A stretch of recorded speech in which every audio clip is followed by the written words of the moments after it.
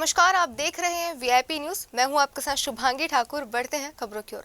मुख्यमंत्री भूपेश बघेल 2 मई से प्रदेश के सभी विधानसभाओं का दौरा करेंगे। उनके कार्यक्रम को लेकर प्रशासनिक स्तर पर तैयारियां जोरों पर है। खास बात तो यह है कि मुख्यमंत्री का दौरा कार्यक्रम, उनकी इस पूरे दौरे की जानकारी जिला प्रशासन को भी नहीं होगी।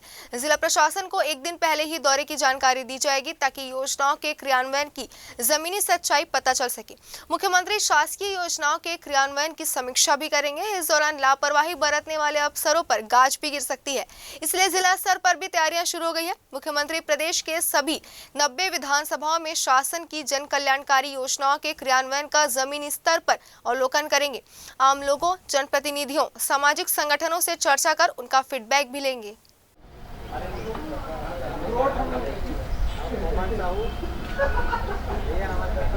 लगातार बढ़ रही महंगाई के बीच छत्तीसगढ़ में बिजली भी महंगी हो गई है। बुधवार को छत्तीसगढ़ राज्य विद्युत नियामक आयोग ने जन सुनवाई के बाद बिजली की दरों में बढ़ोतरी की घोषणा की है।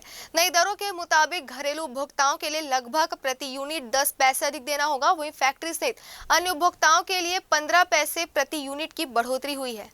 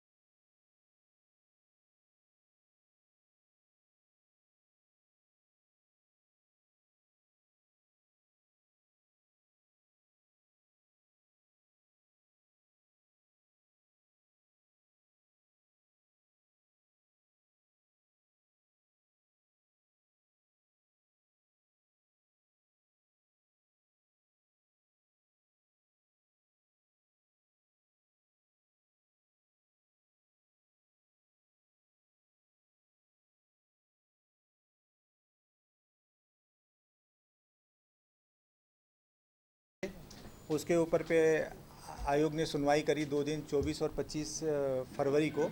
घरेलू जो उपभोक्ता हैं उनको 10 पैसे प्रति यूनिट और अन्य कैटेगरी के जो उपभोक्ता हैं उनको 15 पैसे प्रति यूनिट के हिसाब से विद्युत दरों में बढ़ोतरी की गई है। 1004 करोड़ का राजस्व घाटा हमें सबमिट किया था और हमने 386 करोड़ का घाटा ही अनुमोदित किया है। तो बकाया जो राजस्व घाटा है उसकी भरपाई करने के लिए हमने विद्युत कंपनियों को अलग अलग दिशा निर्देश देने का प्रावधान किया है और जिसके अनुपालन करने से वो कंपनियां अपने अनावश्यक खर्चों में कटौती कर पाएंगी।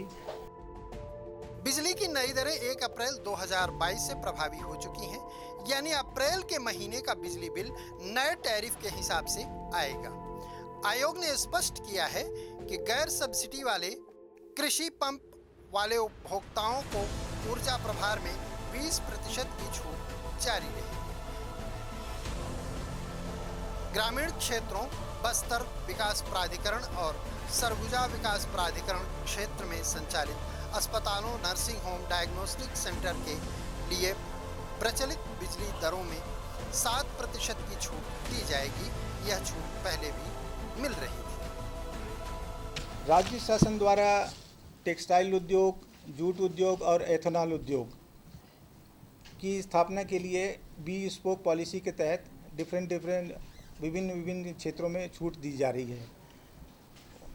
उसी तारतम्य में हमने टेक्सटाइल इंडस्ट्री को, जो कि रोजगारपरक दूसरी इंडस्ट्री है, उसको भी हमने विद्युत दर में 25% का छूट देने का प्रस्ताव किया हुआ है और देने जा रहे हैं। जूट इंडस्ट्री को भी हम बढ़ावा देना चाहते हैं, तो जूट इंडस्ट्री को भी, उद्योग को भी हमने 25% का छूट प्रस्तावित किया है और देने जा रहे हैं। पेट्रोल डीजल की कीमत में बढ़ोतरी पहले से ही मुसीबत बनी हुई है। इस बीच बिजली ने भी आम लोगों को झटका दे दिया है। कैमरामैन होरी साहू के साथ Chaman Prakash, care of VIP news, Raipur. Chhattisgarh के कैबिनेट मंत्री रविंद्र चौबे अपने बेबाक बयानों को लेकर अक्सर सुर्खियों में रहते हैं। बिलासपुर प्रवास के दौरान उन्होंने एक बार फिर से मोदी टैक्स का जिक्र करते हुए बढ़े हुए महंगाई के लिए सीधे तौर पर केंद्र सरकार और देश के प्रधानमंत्री को जिम्मेदार बताया है।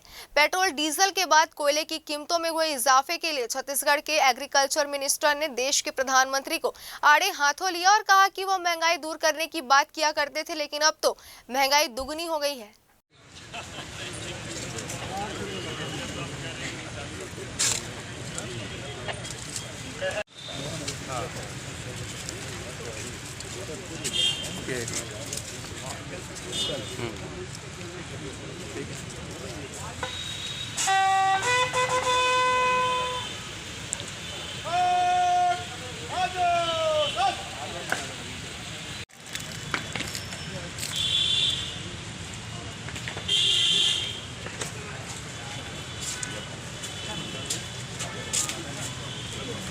केंद्र सरकार की मोदी जी के द्वारा बढ़ाई गई महंगाई से त्रस्त है और कोयले की कीमत बढ़ेगी, डीजल की कीमत बढ़ेगी तो स्वाभाविक है सभी चीजों की कीमत बढ़ेगी।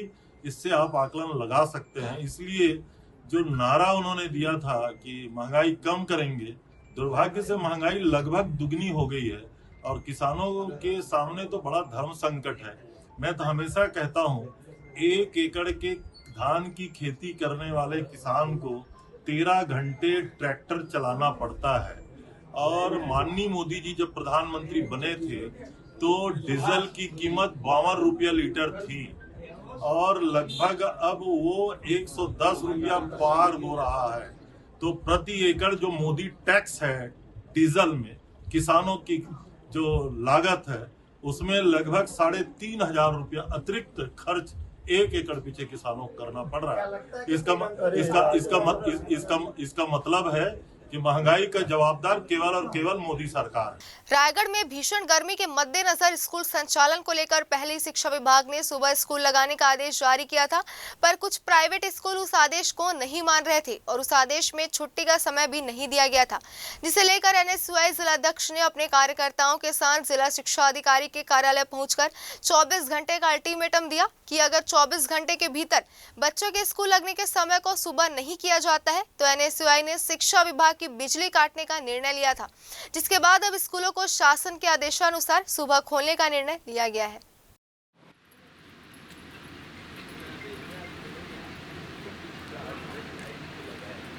कूलर एसी को बंद कर देते हैं तभी लोग मजा आएंगे। सबका तार को काट नदी आएगा कितना अच्छा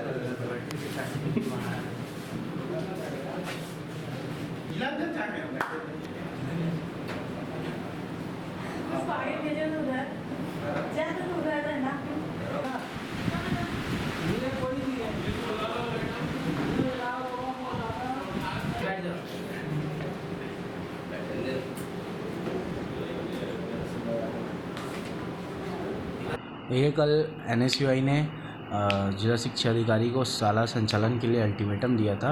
आज आदेश आ गया है। शाला संचालन का समय जो निर्धारित हुआ है उसके आदेश जो जारी कर दिया गया शिक्षा विभाग के द्वारा, इसके लिए हम शिक्षा विभाग का धन्यवाद ज्ञापित करते हैं और उम्मीद करते हैं कि जो जितने भी निजी स्कूल हैं, सरकारी स्कूलों के साथ जितने भी निजी स्कूल हैं, सभी स्कूलों में आदेश का पूर्ण रूप से पालन किया जाएगा। हाँ, अशासकीय स्कूलों के संबंध में स्पष्ट निर्देश नहीं था, उसको स्पष्ट करते हुए अशासकीय शालाओं के लिए भी 2 पाली का समय क्या होगा उसको स्पष्ट करके आदेश जारी कर दिया गया है। अभी से लागू हो जाएगा। वो प्रथम पाली वाले में सुबह 7:30 से 11:30 है और द्वितीय पाली वाले में 11:30 से 4:30 का समय है। अभी सभी स्कूल सुबह ही लगा रहे हैं, ठीक है ना, वो स्पष्ट कर दिया गया है। कबीरधाम पुलिस द्वारा कवर्धा शहर में 3 स्थानों पर प्याऊ घर बनाया गया है। यह प्याऊ घर पुलिस अधीक्षक कार्यालय के सामने, न्यू पुलिस लाइन के सामने और एकता चौक में बनाया गया है, जिसका शुभारंभ एसपी डॉक्टर लाल उमेंद्र सिंह द्वारा किया गया। साथ ही इन प्याऊ घरों के माध्यम से राहगीरों को गर्मी के दिनों में ठंडे पानी के साथ गुड़ खिलाया जा रहा है और राहगीर अपनी प्यास बुझा रहे हैं।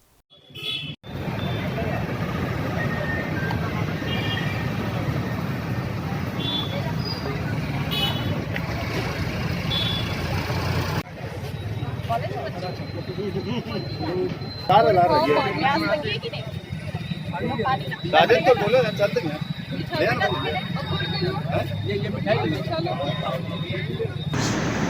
दिनों दिन गर्मी बढ़ रही है और फिर जब गांव से शहर के लिए आते हैं पानी पीने की समस्याएं रहती है। इसको देखते हुए 3 प्रमुख स्थान जिस पर पुलिस अधीक्षक कार्यालय के सामने में एक खिड़की उधर खोला गया है, दूसरा पुलिस लाइन के सामने में खोला गया है और तीसरा यहाँ एकता चौक के पास में ट्रैफिक थाना के पास में खोला गया है।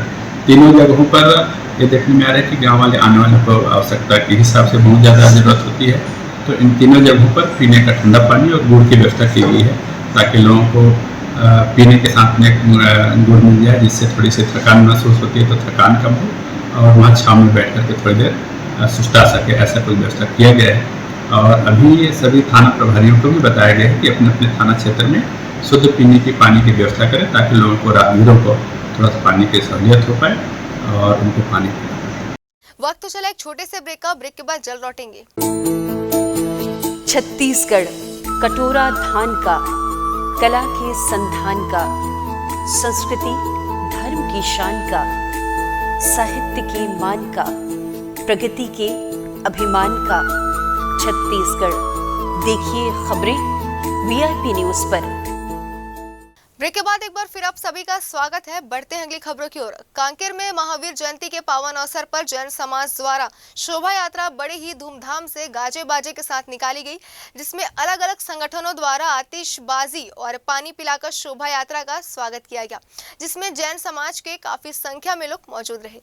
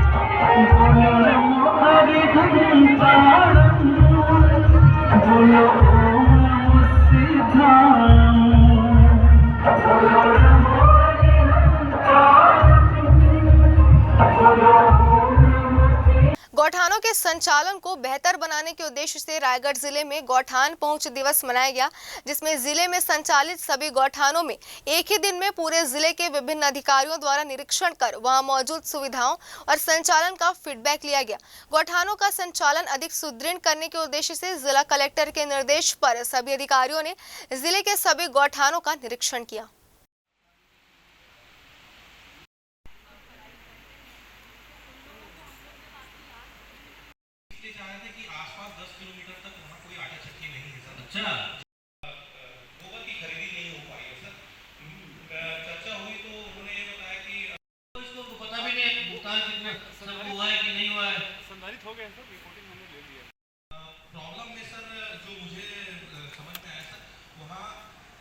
करना चाहता है उनको जाके बता दो कि इतने दिन तक उसके बाद तुम अप्लाई करना।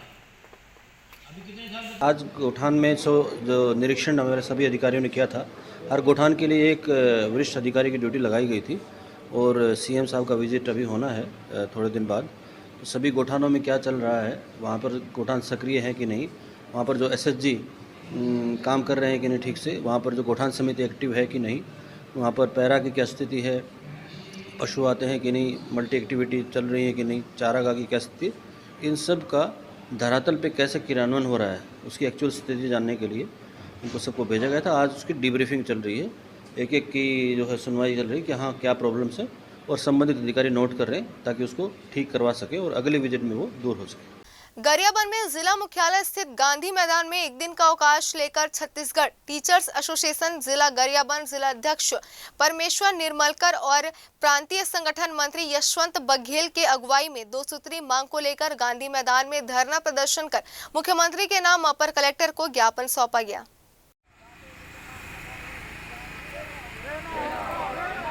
महंगाई भत्ता देना होगा, महंगाई भत्ता देना होगा, महंगाई भत्ता संघर्ष मोर्चा जिंदाबाद जिंदाबाद।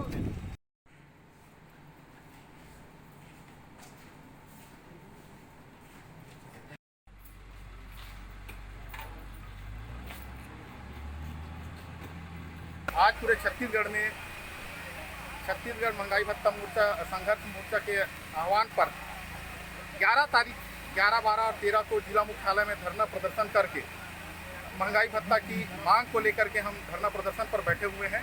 केंद्र सरकार के द्वारा 34% महंगाई भत्ता दिया जा रहा है, जबकि छत्तीसगढ़ सरकार द्वारा 17% ही महंगाई भत्ता दिया जा रहा है और हमारे जो 17% की महंगाई भत्ता है शेष है, उसको हम मांग को लेकर आज धरना प्रदर्शन में बैठे हुए हैं। और 7वें वेतनमान के जो आधार पर गृह भाड़ा का निर्धारण करके हमको गृह भाड़ा का लाभ दिया जाना चाहिए।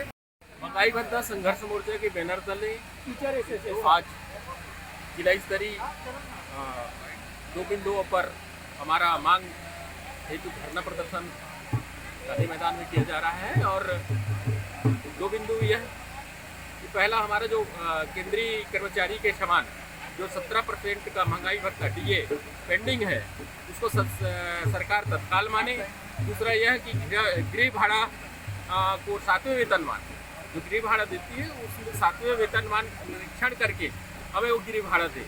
ये हमारी 2 बिंदुओं पर मांग है। यदि सरकार इस मांग को तत्काल नहीं मानती है, शीघ्र नहीं मानती है, तो हम एक बड़े आंदोलन की ओर अग्रसर हो रहे हैं। बेमेतरा के ग्राम बदनारा के ग्रामीणों द्वारा बोर खनन में लगे प्रतिबंध हटाए जाने के संदर्भ में बेमेतरा जिला मुख्यालय में कलेक्टर को ज्ञापन सौंपा गया। गांव वालों का कहना है कि पेयजल प्रतिषेध अधिनियम, पेयजल प्रशिक्षण अधिनियम 1986, 1987 की धारा 3 के तहत निजी नलकूप खनन में प्रतिबंध लगाया गया है, जिससे किसानों को दिक्कतों का सामना करना पड़ रहा है। ग्रामीणों की शिकायत है कि बेमेतरा जिला कलेक्टर द्वारा ही बोर खनन में प्रतिबंध लगाया गया है। बेमेतरा की अपेक्षा दूसरे जिलों में बोर खनन पर प्रतिबंध नहीं लगाया गया है, जिसकी शिकायत लेकर ग्रामीणों ने कलेक्टर को ज्ञापन सौंपा। ग्रामीणों का कहना है कि अगर प्रतिबंध नहीं हटाया गया तो वह उग्र आंदोलन करेंगे। वर्तमान में कलेक्टर द्वारा बोर उत्खनन पर प्रतिबंध लगाया गया है और इस प्रतिबंध से उस क्षेत्र से जुड़े व्यवसायी एवं किसानों को भारी दिक्कत का सामना करना पड़ता है। किसान से अनुमति के नाम पर अतिरिक्त आर्थिक भार और उस क्षेत्र से जुड़े व्यवसायी के ऊपर रोजी रोटी की समस्या आती है। इसलिए तत्काल प्रतिबंध को हटाया जाए और ताकि किसान को आसानी से सिंचाई सुविधा किया जा सके। यही मांग है पत्रकार साहिबा की का है, देख हम किसान हन और यही दिन में बेल लगाते सरकार है और पानी की समस्या है तो काट बार लगाते। पानी तो हर साल गिरा थे, अभी 2-3 साल हो गए वर्षा होते हैं और खेत सूखा गए हैं तो बोर करवाबो तो व्यापारी मन पैसा अतिरिक्त नहीं ली और कई वाले वो परमिशन पर घूमे किसान है। ये ज़्यादा हम परेशान हैं भाई, कागज के बेन है और डबल पैसा लगाता है। हमारे जिला में हुआ छत्तीसगढ़ में तो छत्तीसगढ़ हवा एक जिला है 36 ठन जिला है तो वहाँ काबर नहीं लगाते। हमारे बेमेतरा में काबर लगाते जिला बार लगाते भाई। और हम पूरा किसान परेशान हैं और कहाँ घूमी हम परमिशन पर कितने किसान है। वही समय बोर के हमारे काम रहे थे, धान की में सुखावा थे, 16 एकड़ में धान लगे अभी अभी समय का खाली रही थे, फसल उसल कटवाता तो पैसा रही थे तो किसान आदमी हम दिन में हमारे हो है और कौन दिन में करवाबो। और बरसात में खोल दी तो बरसात में का गाड़ी घुसा रही है वहाँ। अब इखरे पर हम आए हैं कलेक्टर महोदय से हम आग्रह करते हैं कि बेल हटावा है तब तो हमारे किसान मन पानी के जो है जलपूर्ति करबो और फसल उगाबो। वक्त तो चला एक छोटे से ब्रेक का, ब्रेक के बाद जल्द लौटेंगे।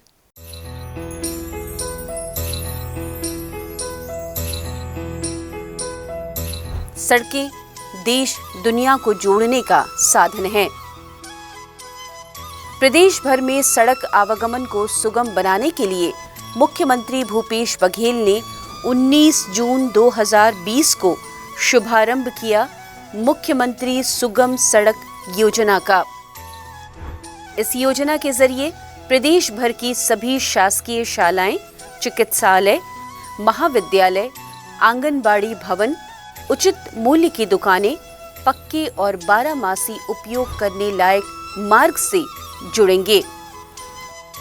प्रदेश के सभी शासकीय भवनों और सार्वजनिक स्थलों तक पहुंचना हुआ आसान, एक राह राहत की।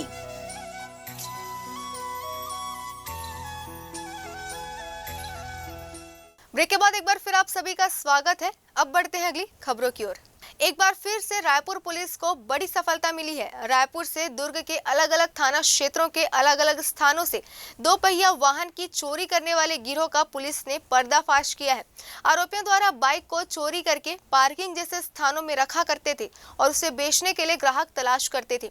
इस मामले पर पुलिस ने एक संघर्षरत अपचारी बालक सहित 5 आरोपियों को रायपुर पुलिस ने गिरफ्तार किया है।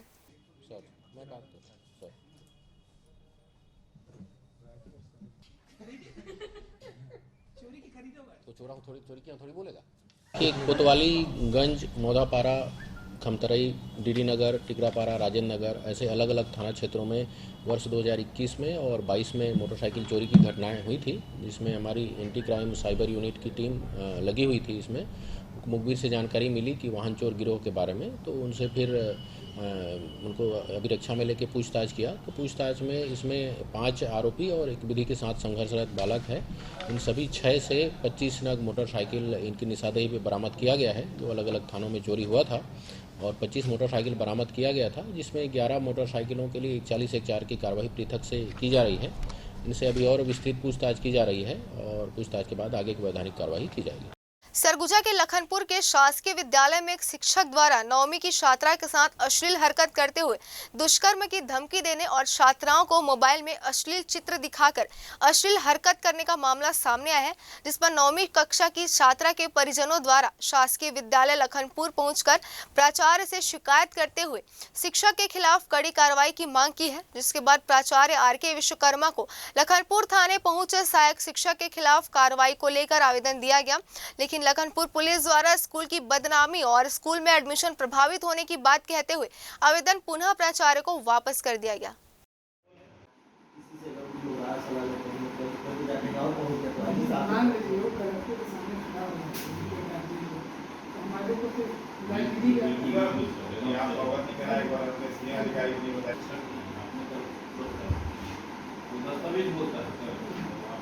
मैं प्रभारी प्राचार्य RK विश्वकर्मा,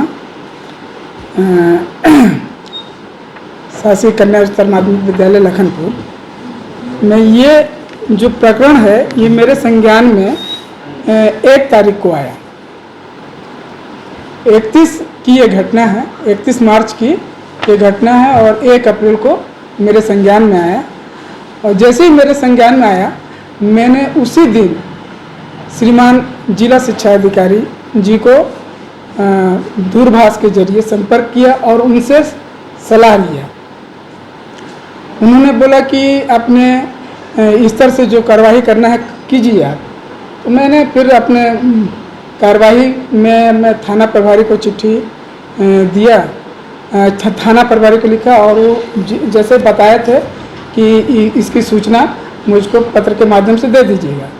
तो मैंने वैसे पत्र के माध्यम से उनको पहले सूचना कर दिया।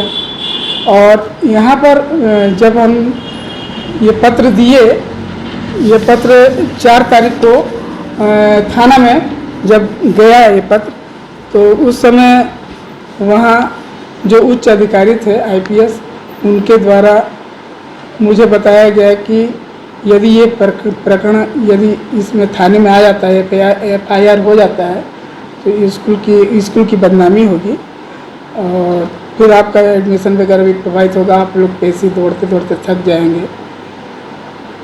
तो हमने यही सोचा कि उच्च अधिकारी जब बोल रहे हैं तो कुछ है ना, इस तरह से एडवाइस दे रहे हैं तो आप अच्छे के लिए एडवाइस दे रहे होंगे।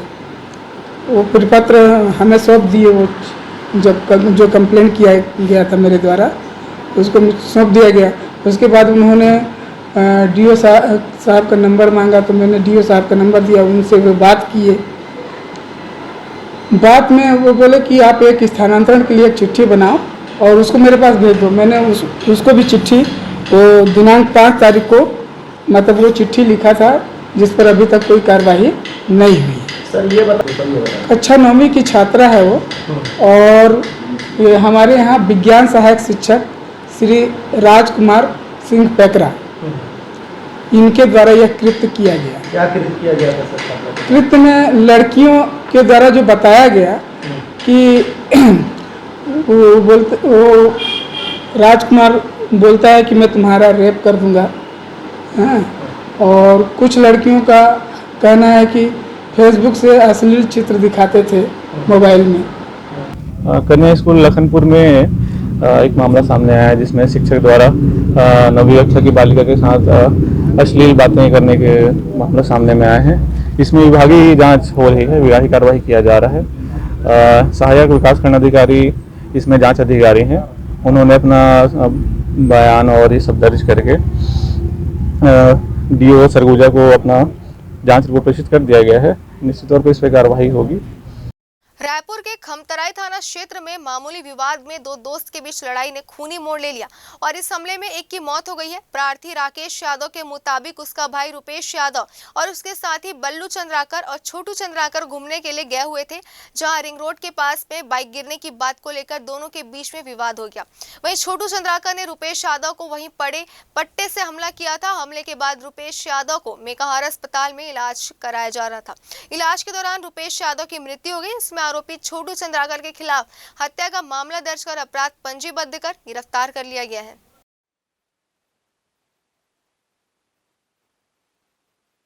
खमतराई थाना क्षेत्र में प्रार्थी राकेश यादव की तरफ से रिपोर्ट दर्ज कराया गया है कि उसका भाई रुपेश यादव और उसके साथी दो लोग थे, एक बल्लू चंद्राकर और छोटू चंद्राकर। ये तीनों 9 तारीख को घूमने के लिए गए थे। वहीं रिंग रोड के पास में बाइक गिरने की बात को लेकर इनके बीच में विवाद हुआ था, जिसमें बल्लू चंद्राकर और छोटू चंद्राकर ने रुपेश यादव को वहीं रोड में पड़े हुए पट्टा से उस पर पेट पे हमला किया था, जिसमें उसको इलाज कराया जा रहा था। मेकाहारा अस्पताल में इलाज के दौरान कल उसकी मृत्यु हुई है, जिसमें अपराध पंजीबद्ध कर लिया गया है और आरोपी को गिरफ्तार कर लिया गया है। खमतराई थाना क्षेत्र में इसकी विवेचना की जा रही है। राजधानी रायपुर में चोरी की घटना रुकने का नाम नहीं ले रही है। चोर हर रोज पुलिस को वारदात कर चुनौती दे रहे हैं। राजधानी के रोहिणीपुरम में चोरों ने सोने मकान का ग्रिल काटकर चोरी की घटना को अंजाम दिया है। बताया जा रहा है कि इस मकान के मालिक घूमने के लिए शहर के बाहर गए हुए थे। इसी दौरान ये वारदात हुई है। शहर में सोने मकानों को लगातार इसी तरह शातिर अपना निशाना बना रहे हैं।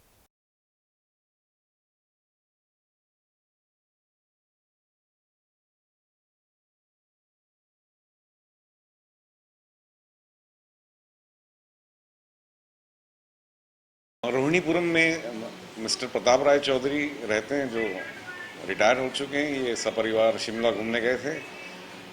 अज्ञात चोरों द्वारा खिड़की की ग्रिल को काटकर घर के अंदर प्रवेश कर अलमारी तोड़ी है और कुछ सोने के जेवरात थे जो भी पूरी तरह बता नहीं पाए हैं, और गैस सिलेंडर था, इसको चोरी करके ले गए हैं। हाँ, चूंकि सिलेंडर वगैरह ले गए हैं तो ऐसा लग रहा है कि लोकल कोई चोर गिरोह है। कोरिया जिले के वनांचल क्षेत्र जनकपुर की एक छात्रा के साथ दुष्कर्म का मामला सामने आया है। आरोपी मध्य प्रदेश के राजेंद्र ग्राम का रहने वाला है। पीड़िता 8वीं कक्षा में पढ़ने वाले एक नाबालिग छात्रा है, जिसे राजेंद्र ग्राम के रहने वाले एक 26 वर्षीय युवक ने बहला फुसलाकर उसके साथ दुष्कर्म किया। पीड़िता की शिकायत पर पुलिस ने आरोपी को गिरफ्तार कर लिया है। थाना जनकपुर क्षेत्र से प्रार्थी संतोष कुमार यादव ने दिनांक 10/4/2022 को थाना उपस्थित आकर रिपोर्ट किया कि उसकी नाबालिग बच्ची को कोई अज्ञात व्यक्ति दिनांक 9/4/2022 को कक्षा 8वीं परीक्षा देने गई थी, तो उसको बहला फुसला भगा कर ले गया। पता चलने पर उसकी कोई पता नहीं चलने पर रिपोर्ट पर अपराध क्रमांक 48/2022 धारा 363 के तहत ताहीन के तहत अपराध पंजीबद्ध कर विवेचना में लिया गया था। कि विवेचना के दौरान पता चलने पर नाबालिग पीड़िता को आरोपी चंद्रभान सिंह से दस्तावेज दिनांक 12/4/2022 को किया गया एवं पीड़िता तथा उसके कथन पर से धारा 366, 376 ताहीन एवं 465 को एक जोड़ी गई एवं विवेचना पर अपराध सबूत पाए जाने पर आरोपी चंद्रभान सिंह को गिरफ्तार किया गया। इस बुलेटिन में फिलहाल इतना ही। बने रहिए VIP न्यूज के साथ। नमस्कार।